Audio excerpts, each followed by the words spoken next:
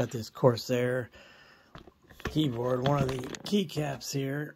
As you can see, broke. So temporary solution, use some of this mounting putty, 3M, Gorilla. There's all kinds of it you can get at Walmart, Home Depot, wherever.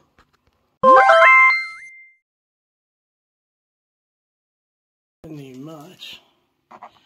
Of course, you know, get another keycap is the ideal solution, but in a pinch,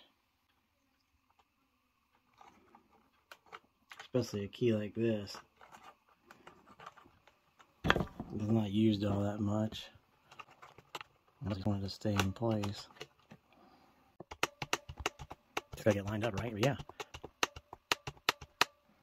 I think it's a pretty good temporary solution. I mean, you wouldn't want to use it on a main key that you're using a lot, but tab, you know, we can get away with tab. Thanks for watching. For more helpful hints and tips and tricks, life hacks and more, make sure and subscribe.